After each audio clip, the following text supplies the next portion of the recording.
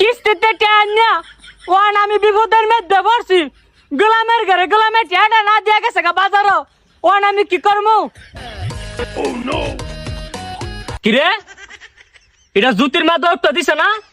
আজকে তাই কিস্তির টাকা না দিয়া যাইব কো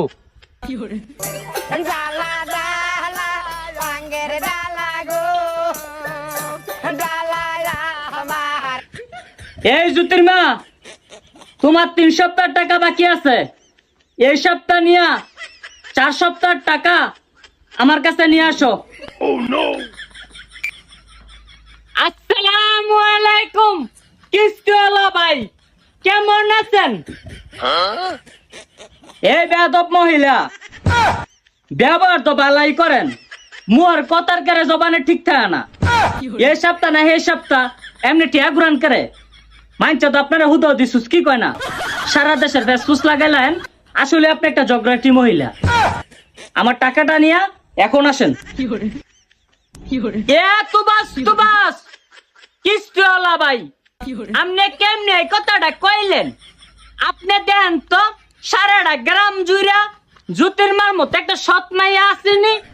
আমি নইলে জামের সংসারটা কেউ কথা লাইলে জামাই বেতন বানা দেখা একটু দেরি হইছে আপনি কথাটা কইলেন কি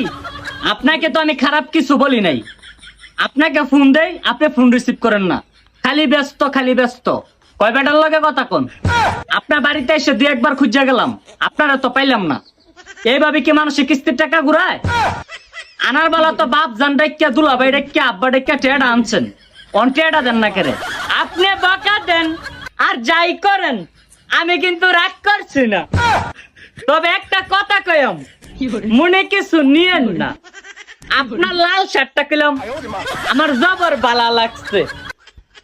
কি বলতেছেন আমার সত্যি সুন্দর লাগতেছে আচ্ছা সমস্যা নাই আপনি পরের সপ্তাহে টাকাটা দিয়ে দিন